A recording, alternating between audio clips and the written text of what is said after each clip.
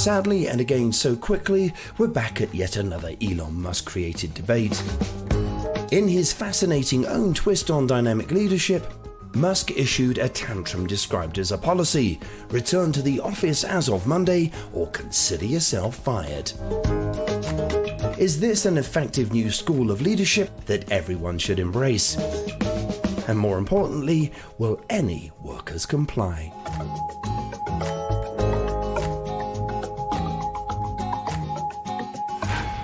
Hi Heidi and hi Brent. Hello. I think my problem with Elon Musk is, I think I should like him. He's making electric cars, launching rockets into space. These are all really cool, exciting things.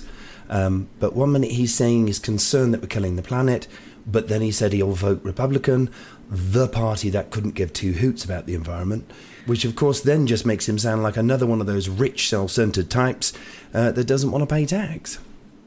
He is a unique poster child.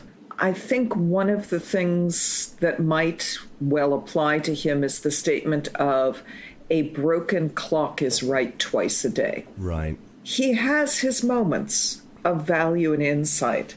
When this tantrum came up, and we debated whether or not we wanted to talk about it, because you shouldn't give attention to negative attention seekers.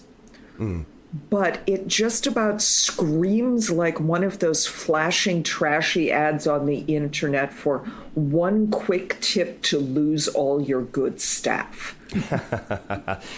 Yeah. And I guess, we've spoken before about how we could be ushering in this new collaborative work, remote working. And you would think if someone's putting rockets into space and all that, that someone like Elon Musk would be part of that movement. But clearly, he's really old school. And he's not the only one. There are many people. We live in New York City, and our mayor is insisting that everybody come back to the office because the bus drivers can't work from home, so why should you? Oh, my word. Yes, Yeah. yes. And there's all your congestion. There's all your... Right. We already have problems with traffic. We have problems with transportation, with homelessness, with everything.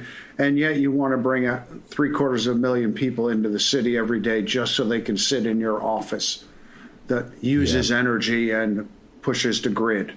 So not well thought out, nor was Elon's tantrum Yeah. via email or Twitter, actually. But and you should not tell people you are potentially fired via Twitter.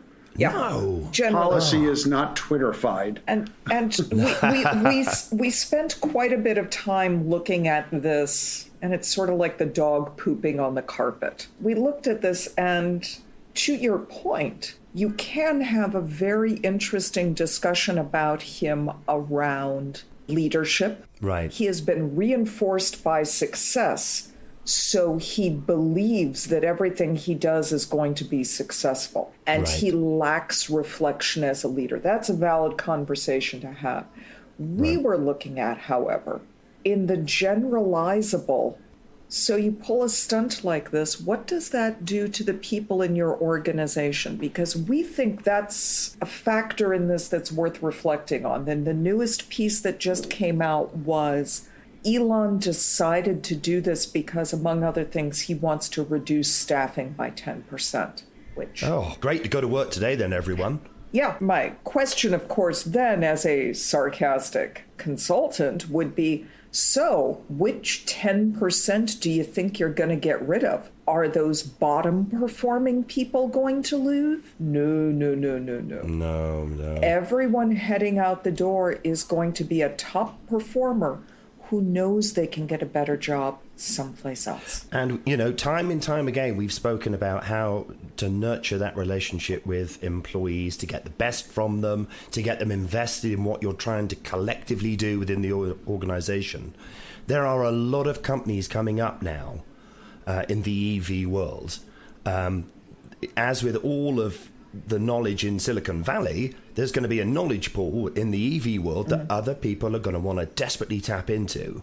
And if you're not happy at Tesla, sounds like there's more and more reasons perhaps that you wouldn't be, off we go. Tesla, Twitter, I can't quite tell which group he wants to reduce. I haven't been paying that much of attention. Right. But the response from Volkswagen was particularly amusing. The Germans came in with a very structured Nein, danke. And Volkswagen actually said, we have a different understanding for what makes a productive workplace, and we don't work like that. And that, again, hits at this core of what's the relationship with your staff? How are you nurturing them? And who do you want to keep? Is it a dictatorial relationship? I mean, are you just basically laying down the law? Here it is. Yeah, on the other side of the coin, you have organizations that are being perceived as bending over backwards for people. A lot of the financial institutions are saying, you can take as senior managers, you can take as much leave as you want. Feel free to take leave. We know it's a stressful environment. Take as much leave as you want. And when people started studying that, it looks good on paper. No manager in the financial world is going to randomly take days off because they could potentially lose their job or lose their position, lose authority. It looks good. It's just the opposite of this. Here, we're the greatest place in the world to work. Do whatever you like. People aren't going to take advantage of that because they're afraid employment and positionally where that leaves them if they go, hey, I'm going to take 3 weeks off. I'm going to go on vacation. Why do you think we, the general public, and it was true of Steve Jobs, we all felt everybody would talk about Steve in interviews. They'd never met the guy. Oh, Steve. We'd all watch Apple as the underdog, create some great products, turn the fortunes around, and become the company that they are now. And we've all watched Tesla with with the ambition of creating this EV tomorrow. Why are we so invested, and why do we care about people like Steve Jobs and Elon Musk to the point where we can, get angry with them for decisions like this? Well, I think that kind of goes back to, and we just had an adventure like this with the mayor of New York City. There's a historic interpretation called the great man theory. I think that's what it's called, where all great historic happenings go back to one person. So it was Winston Churchill's brilliance and decision-making that won the Battle of Britain. Well, that's a bunch of horse hockey. It was a lot of different people contributing decisions. And if anything, you've seen with some of these diktats, these fiats, these command orders, a complete misunderstanding of how people are led. Right. You want to know how to lead people? Try and get a teenager to do something, because truly, you lay down the law and simply say, because I said so, the answer you're going to get is... Yeah. And it's these individual leaders believing that they achieve through their brilliance, as opposed to Org-ology would always put forward that leadership through a team who support each other is a much more effective and nuanced approach. We also like to have someone to blame. We want to blame someone. We look at Disney and we now blame Disney for misogyny and so many other things. Or they project into it an idealized universe. Right. So that's been going on forever. The problem that we currently have is people are doing it out in the open and blatantly. So who are we going to blame? Elon Musk may have a perfectly good reason for doing this. He did not express it well through his tantrum tweet. Right. Whatever. I think it was an email, but he did double down on it. Yeah, he did double down on Twitter. He may have had a good reason. It's interesting that 2 days later he came out and said, oh, by the way, I'd like to get rid of 10% of the people. Well, which came first? Yeah. Did you need to get rid of the people and you thought this was the ideal? And then you realized you're going to lose 10% of your people. It was like a really childish, passive-aggressive way of saying the last email was, I was serious. Yeah. Right. Yeah. It was terrible way of doing anything to anyone. And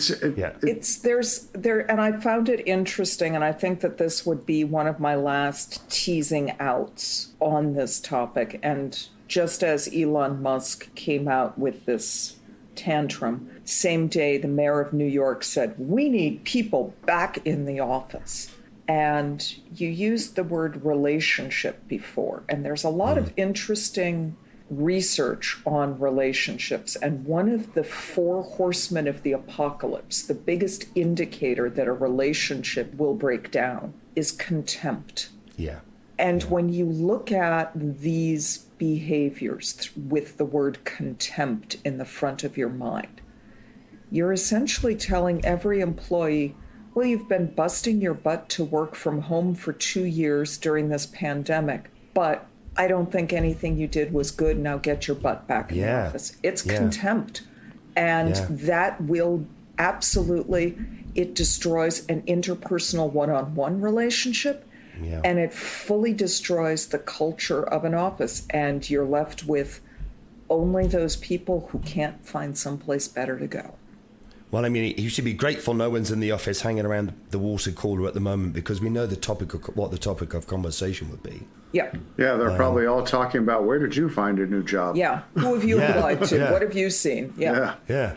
Can you get me in that door too? I'd like to go. Can you get me into Rivian? Yeah. Good luck with that, Elon. So what have we got to look forward to next week? Next week, we're going to deviate back to plan and talk about the HR brilliance of the Russian military. What can you learn from them?